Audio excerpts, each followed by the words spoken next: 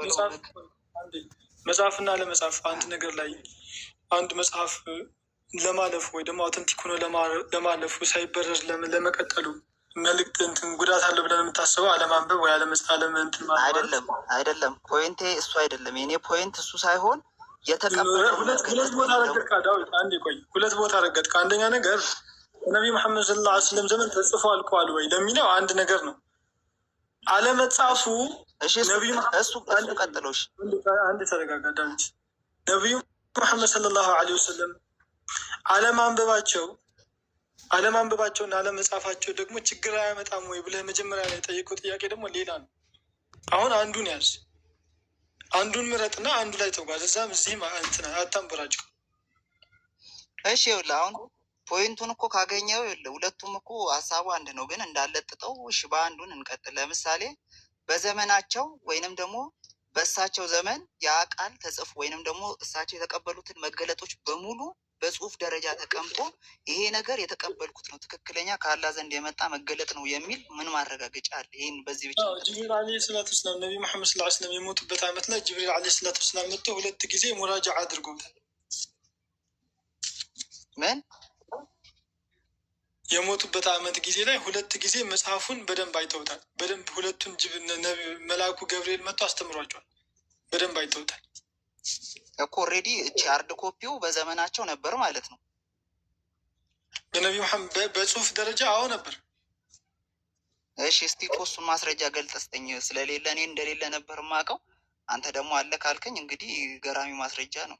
ምን ላይ ነው? እስቲ በጽሁፍ ከፍታ አሳየኝ። የሚችል ማነው? አውኪ እሺ፣ ክፈት ልታብክር። እሺ አሁን ያለውን ነው እሺ የሚከፍትልኝ።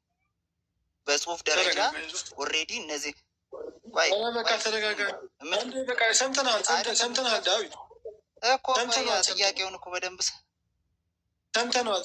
ጥያቄን ሰምተናል። አሁን እሺ ጥያቄው ምንድን ነው? እሺ ጥያቄውን ብቻ ንገረኝ። በቃ በነቢዩ መሐመድ ሰለላሁ ዐለይሂ ወሰለም ዘመን መጽሐፉ ተጽፎ አልቆ ነበር ወይ ነው ጥያቄው። ሰምተናል።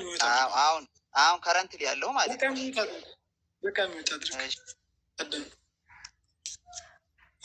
ቀጥል ብላቸው ሰሒህ ቡኻሪ ሐዲስ ቁጥር 2990 ምን ይላል? አላህስ ሜሴንጀር forbade the people to travel to hostile countries carrying the copies of the Quran አለ። ትርጉሙ ምን ማለት ነው? ማን ነው ዳዊትዬ?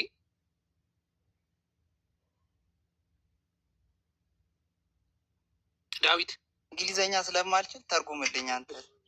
የአላህ መልእክተኛ ነቢዩ መሐመድ ሰለላሁ ዐለይሂ ወሰለም ነው ነሃ አን ዩሳፈረ ቢልቁርአኒ ለአርዲል ዐዱ። ሚዩት አርግ ስላለኝ ደግሞ ቆይ ሚዩት ላረግ ነው።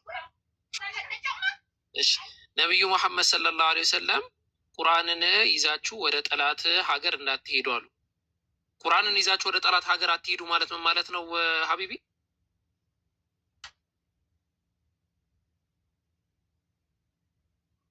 ቁርአን አሁን ለምሳሌ ያው ሁለት አይነት መረዳት እኔ በግሌ መረዳት ይችላል። ለምሳሌ የቁርአን ቨርሶቹን ይዘው ሊሆን ይችላል ወይንም ደግሞ ያንተን አይደለም።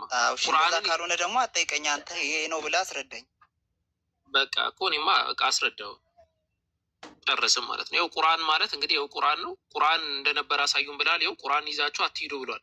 መቼስ በአይምሯችሁ ይዛችሁ አትሂዱ ማለት አይደለም። የተጻፈውን ቁርአን ይዛችሁ አትሂዱ ማለት ነው። እና በነቢዩ መሐመድ ሰለላሁ ዐለይሂ ወሰለም ዘመን ስለዚህ ቁርአን የተጻፈውን ቁርአን ራሱ ከተለያየ ነገር እያመጡ ኮፒ አድርገው እንደሚሰበስቡት ብዙ ሐዲቶች ይናገራሉ።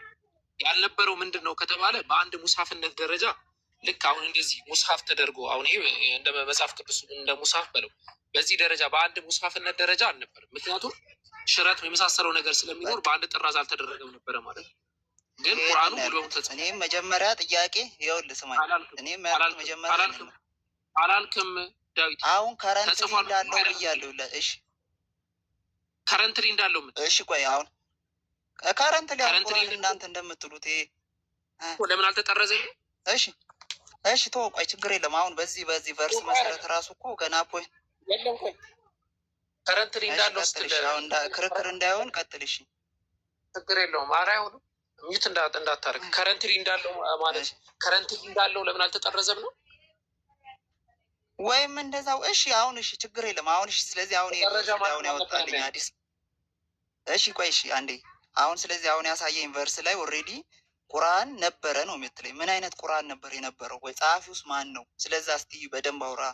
ማን ነው ጸሐፊው? በማን የተጻፈ ነው? አስቀጥላል። ችግር የለም። እሱ ሁለተኛ ጥያቄ ነው። መጀመሪያ የጠየቀው ቁርአን ለመሰለ እኮ ቁርአን ነበር ነው ጥያቄውን ልመልሱ። ቁርአን ነው ያልኩት በትክክል እኮ ቁርአን ነበረ አልነበረም ነው። እኔ ደግሞ እንዳለ አሳየው አይደለ ማስረጃ። አዎ ግን እኮ እንትን ነው ግልጽ አይደለማ። ምን አሁን ነው ምን ፈለግ? ችግር የለውም። ፍላጎትን የመጀመሪያው ጥያቄ ተመለሰ። ሁለተኛ ፍላጎቴ የመጀመሪያው ላይ ዲፔንድ የሚሆን ነው። ምክንያቱም አሁን ቁርአን ያልከኝ ምን አይነት ቁርአን ነው? በሀሳብ ደረጃ የነበረ ነው? በጽሁፍ ደረጃ የነበረ ነው? ወይስ በአእምሮ ደረጃ የነበረ ቁርአን ነው? የአሁኑ ቁርአን ቀለል አድርጌ ላስረዳህ። በአእምሮ ደረጃ ያለውን ይዛችኋል ተውና፣ ኧረ በእናትህ ዳዊት ያለውን ተውና በማስረጃ ዳዊት፣ ኧረ ዳዊት ቆይ፣ በአእምሮ ደረጃ ያለውን ይዛችሁ አትሂዱ ያሉት ነብዩ ወይስ በመጽሐፍ ይዛችሁ በአእምሮ በጽሁፍ? ኧረ ሚዩት አድርግ በቃ እንዳስረዳ። ለዚህ እኮ ነው መሀል ላይ ማስገባት እናንተን አስቸጋሪ ነው የሚሆኑት። መታወቅ ያለበት ነገር እንግዲህ በደንብ እንትን ብላችሁ እንትን በሉ አዳምጡ። ነብዩ ቁርአንን ይዛችሁ ወደ ጠላት ሀገር አትሂዱ አሉ። እናንተ ሂዱ አለ። ቁርአንን ግን ይዛችሁ እንዳትሄዱ አለ። ዛት ሚን ሀርድ ኮፒ ነው። በቃ ተወደደን ተጠላም ማለት ነው። ማብራሪያችሁ ማምጣት ይቻላል ካስፈለገ ችግር የለም። ፈትሑል ባሪ አለ። ግን ሊትራል እየተናገረ ነው ሀዲሱ ራሱ ማለት ነው። ስለዚህ በነቢዩ መሐመድ ሰለላሁ ዐለይሂ ወሰለም ዘመን ቁርአን ሙሉ በሙሉ ተጽፎ ነበረ። የጻፉትም ሰሃቦች ደግሞ የታወቁ ነበሩ። ዘይድ ብን ታቢት አንደኛው ነው። ከትላልቅ ከአንሳር ከሙሃጅሮች መካከል እና አቡበክር ስዲቅ ተጠቃሽ ናቸው። ዑመር አልኸጣብ ተጠቃሽ ነው። ዑስማን ብን አፋን ተጠቃሽ ነው። ዓሊ ረዲየላሁ ዐንሁ ተጠቃሽ ነው። ጣልሐ ብን ጃዕፈር ተጠቃሽ ነው። ሰዕድ ተጠቃሽ ነው። እብን መስዑድ ተጠቃሽ ነው። ሰልማ ብን አቢ ሑዘይፋ ተጠቃሽ ነው።